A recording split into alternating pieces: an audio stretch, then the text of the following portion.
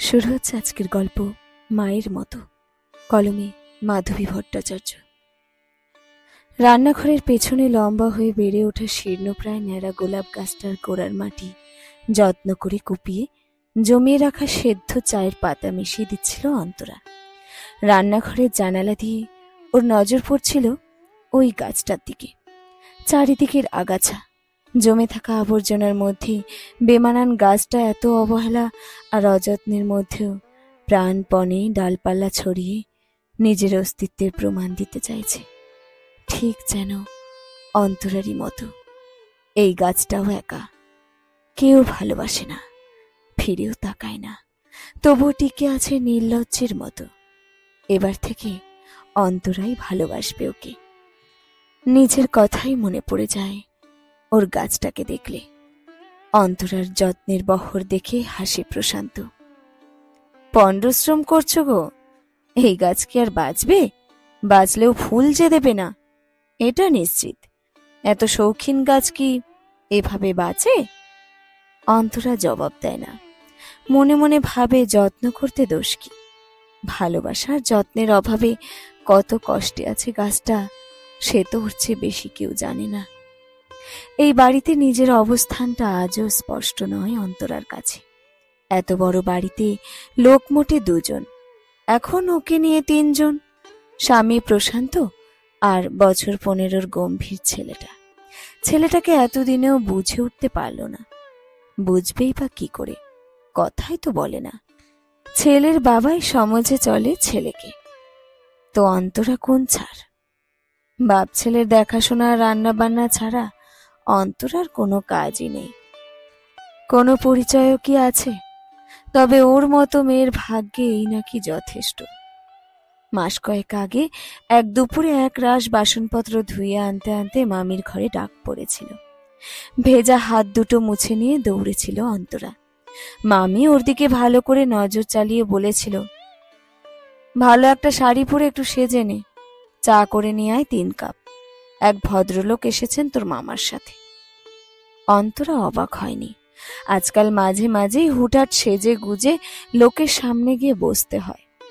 হঠাৎ করে মামা আর মামি দুজনেরই মনে হয়েছে এবার ওকে ঘাড় থেকে নামানো দরকার। তাদের মেয়েটাও বড় হয়েছে, এর আগে অন্তরার বিয়ে না দিলে লোকে যদি মন্দ বলে। বয়স 30 পার হয়ে গেছে কিনা, তবু বিয়ের পিঁড়িতে বসতে পেল না অন্তরা। অবশ্য এর জন্য মামা মামির কোনো দোষ নেই। 8 বছর বয়সে সেই ভয়াবহ অ্যাক্সিডেন্টের পরে একটা পা এমন বাজেভাবে ভেঙে গেছিল যে সারা জীবনের জন্য ওই পা টেনে টেনে চলা ছাড়া আর কোনোই উপায় ছিল না। কমজোরি পায়ের জন্য অবশ্য কিছুই আটকে যায়নি, সব কাজেই সে সমান দক্ষ স্বাভাবিক মানুষেরই মতো। শুধু চলার সময় অল্প খুঁড়িয়ে খুঁড়িয়ে চলতে হয়। বিয়ের বাজারে তাই ওর দর কমেই গেছিল। বিয়ে হচ্ছে না বলে কোনো আক্ষেপ ছিল না অন্তরার। মামার সংসারে বেশ মানিয়েই নিয়েছিল। শুধু মাঝে মাঝে বিছানায় শুয়ে পাশের ঘর থেকে চাপা গলার কিছু কথা ছিটকে এসে কানে লেগে মনটা খারাপ করে দিয়ে যেত। মেয়েটাকে আর কতদিন ঘাড়ে বসিয়ে খাওয়াতে হবে, সেই আক্ষেপে হয়তো রাতের ঘুমটাই বরবাদ হয়ে যেত মামা মামির। অন্তরার মনে হতো বেঁচে আছে কেন? বেঁচে থাকাটা কি খুব জরুরি ছিল? যে অ্যাক্সিডেন্টে মা বাবা চলে গেল, সেখান থেকে ওকেই বেঁচে ফিরতে হলো কেন? কিসের জন্য? শেষ পর্যন্ত বিয়েটা হয়ে গেল লোকটার সাথে। লোকটার নাম প্রশান্ত দত্ত। প্রায় 45 হবে বয়স। অন্তরার থেকে 15 বছরের বড়। বিয়ের সময়ে অন্তরার কেবলই ভয় করছিল, প্রশান্ত দত্ত লোকটা কেমন হবে কে জানে। একদিনই চায়ের কাপ হাতে নিয়ে গিয়ে এক ঝলক দেখেছিল, সেই দেখায় কতটাই বা বোঝা যায় লোকটা কি ভালোবাসবে ওকে। ভালোবাসার কথা মনে হতেই বুক গুড়গুড় করে ওর। লোকটার হয়তো খুতোয়ালা মেয়েকে বিয়ে করা ছাড়া উপায় ছিল না। 1 বছর আগে বউ মারা যেতে বিপাকে পড়েছিল। এমন কারো দরকার ছিল ওর, যে নিজের মনে করে ভালোবেসে এলোমেলো সংসারটাকে আবার গুছিয়ে দেবে। অন্যের ফেলে যাওয়া সংসারই হোক তবু তো এখন নিজের হবে। এই ভাবনাতেই ছন্ন ছাড়া জীবনটাকে নতুন করে সাজানোর স্বপ্নে বিভোর ছিল অন্তরা। প্রথম ছন্দপতন ঘটল ফুলশয্যার রাতে। লোকটা স্পষ্ট করে বুঝিয়ে দিল, বিয়ে যখন করেছে আমার স্ত্রী হবার যোগ্য মর্যাদাই তুমি পাবে, তবে আমাদের মাঝে তৃতীয় কেউ আসবে না, এটা মনে রেখো। এই সংসারে আমার স্ত্রী পরে, আগে আমার ছেলের মা হয়ে উঠতে হবে, এবং শুধু ওর মা হয়েই থাকতে হবে আজীবন। পারবে তো? কিছু না বুঝে ঘাড় হেলিয়েছিল অন্তরা। ওর জীবনটা কোনোদিনই সহজ ছিল না, আজই বা সহজ হবে কি করে? এর মধ্যে প্রাণপণে নিজের অস্তিত্ব রক্ষার লড়াই চালিয়ে যেতে হবে। সেদিন থেকেই প্রশান্ত দত্তর স্ত্রী হওয়ার চেয়ে 15 বছরের গম্ভীর ছেলেটার মা হয়ে ওঠার আপ্রাণ চেষ্টা করে আসছে সে। বাইরে থেকে দেখতে গেলে এই সংসারের সব কিছুই তার, তবে ভেতর থেকে অন্তরা জানে কিছুই ওর নয়। এখনো এই সংসারের সব কিছুতেই একজনের নামই জড়িয়ে আছে, চলে গিয়েও যিনি সংসারের পুরোটাই দখল করে আছেন। এমনই যদি হবার ছিল, লোকটা অন্তরাকে খামোখা এই সংসারে টেনে নিয়ে এলো কেন? অন্যের সংসারে নিজের নির্লজ্জ উপস্থিতি আর জানান দিতে ভালো লাগছে না। কিছুতেই যেন সংসারটাকে নিজের করে নিতে পারছে না। ত্রুটিটা কার? ওর নিজেরই কি?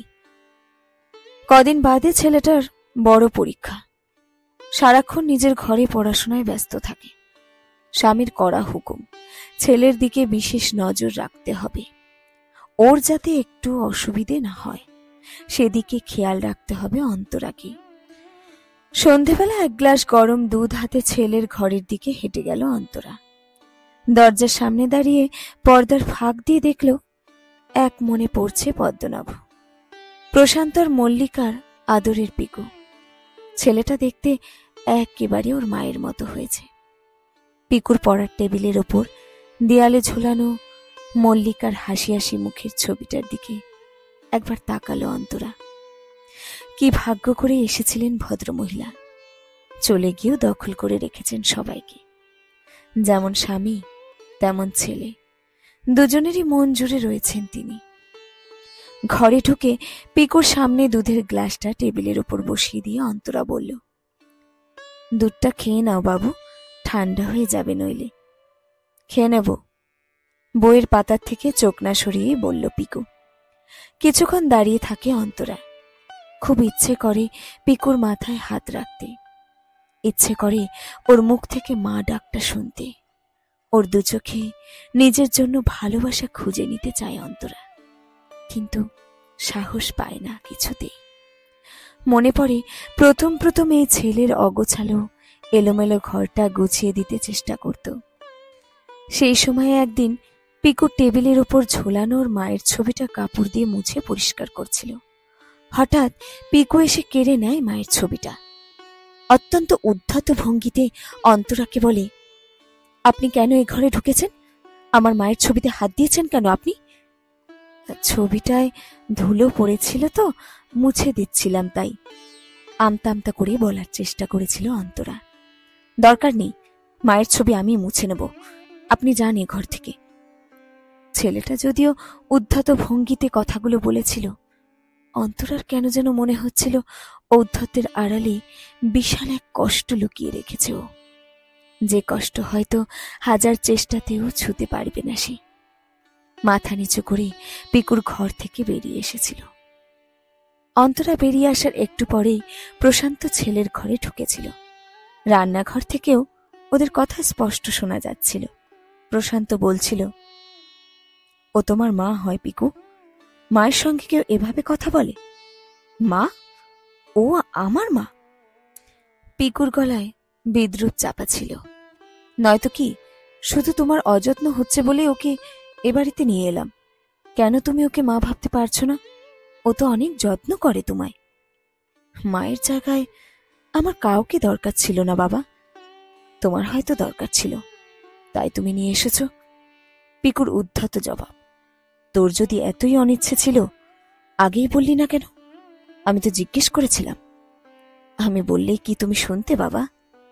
আবার পিকুর গলায় বিদ্রুপের ছোঁয়া। অসহায় ভঙ্গিতে ছেলের ঘর থেকে বের হয়ে এসেছিল প্রশান্ত। লজ্জায় মাটিতে মিশে যেতে ইচ্ছে করছিল অন্তরার। কেন ওকে এ বাড়িতে নিয়ে এলো লোকটা? সে রাতে প্রশান্ত গম্ভীরভাবে অন্তরাকে বলেছিল, পিকুর ঘরে এভাবে যখন তখন ঢোকার দরকার নেই তোমার। ও যখন পছন্দ করে না। চুপ করেছিল অন্তরা। তারপর যতটা সম্ভব গুটিয়ে নিয়েছিল নিজেকে। তবে মাঝে মাঝে একলা নিঃসঙ্গ মাহারা ছেলেটার করুণ মুখের দিকে তাকিয়ে ওর মা হয়ে উঠতে ইচ্ছে করত বড়।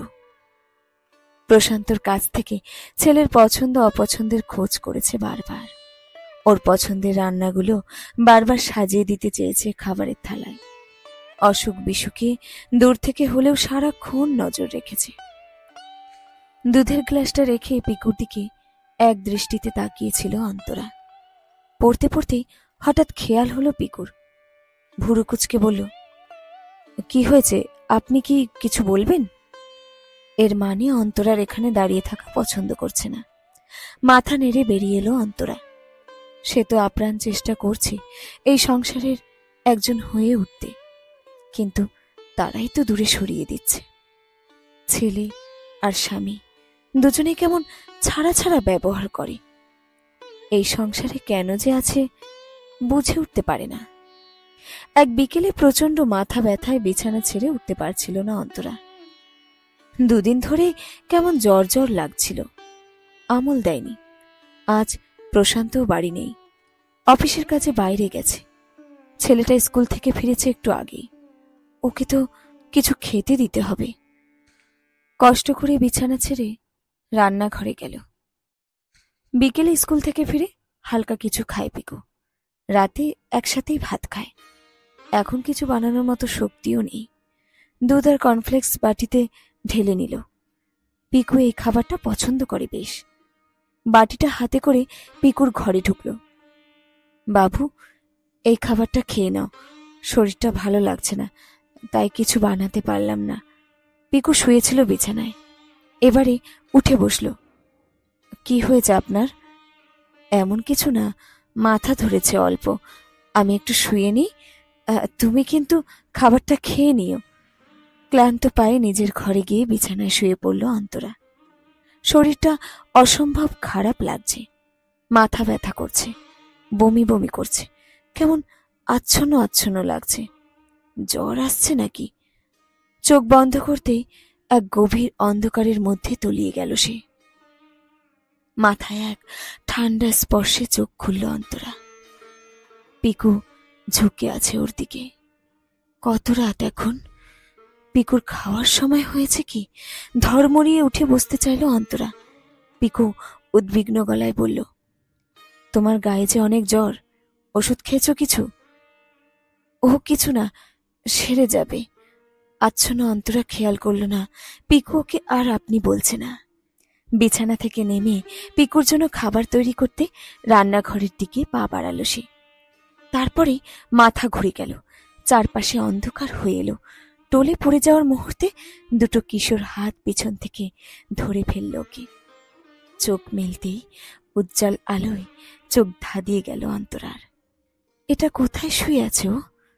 আস্তে আস্তে পরিষ্কার হয়ে এলো মাথা। নিজের ঘরেই শুয়ে আছে ও। এখন দিনের বেলা। কটা বাজে কে জানে? কাল রাতে সে যে মাথা ঘুরে গেছিল, তারপরে কিছুই আর মনে নেই পরিষ্কার।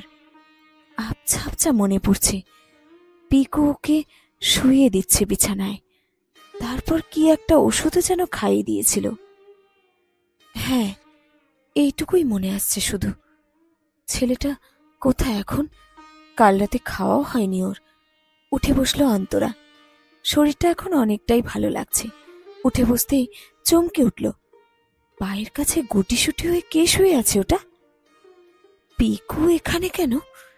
ছেলের গায়ে হাত দিয়ে সাবধানে ডাকলো, পিকু বাবু ওঠো। ধর্মর করে উঠে বসলো পিকু।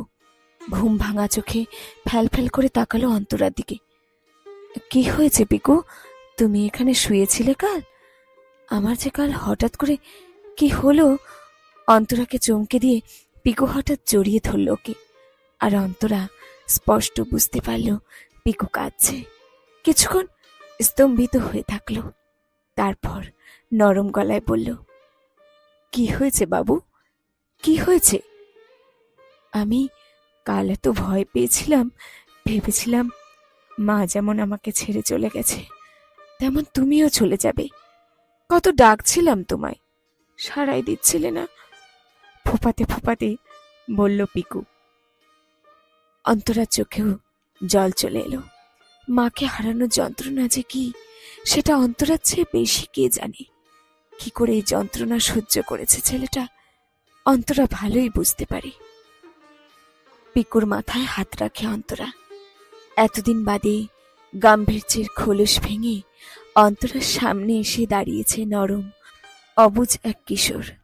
মাকে হারানোর যন্ত্রণা সে ভুলতে চাইছে ওকেই আঁকড়ে ধরে। ঠিক এরকম ভালোবাসাই তো চাইছিল অন্তরা। মা না হোক, পিকুর মায়ের মতো তো হয়ে উঠেছে এতদিন পর। দুপুরে প্রশান্ত এসে হাজির। কাল পিকু এত ভয় পেয়ে ফোন করেছে, ছুটতে ছুটতে চলে এলাম। এখন ঠিক আছো তো তুমি? মৃদু হেসে মাথা হেলায় অন্তরা। মনে মনে ভাবে, এখন ঠিক না হয়ে উপায় আছে? এত ভালোবাসার সন্ধান পেয়েও কি আর খারাপ থাকতে পারে সে? বিকেলে গোলাপ গাছটার গোড়ায় জল ঢালতে গিয়ে চমকে উঠল সে। কুচি কুচি পাতা গজিয়েছে সেই গাছে। পাতা যখন গজিয়েছে, ফুল ফুটতে আর কতদিন। অন্তরা ফিসফিস করে বলল, শুনছিস, আমি আর একা নেই রে, ঠিক তোর মতো। কচি কচি পাতারা ভালোবেসে যেমন জড়িয়ে ধরেছে তোকে, ঠিক তেমনি এই সংসারও জড়িয়ে ধরেছে আমাকে মায়ায়, ভালোবাসায়। বাকি পথটুকু আমাকে আর একা চলতে হবে না রে, কি বলিস তুই? শেষ হলো আজকের গল্প মায়ের মতো, কলমে মাধবী ভট্টাচার্য। গল্পটি সংগৃহীত হয়েছে ফেসবুক পেজ থেকে। ফেসবুক পেজের নাম গল্পগুজব, গল্পগুজব, কলমে মাধবী ভট্টাচার্য।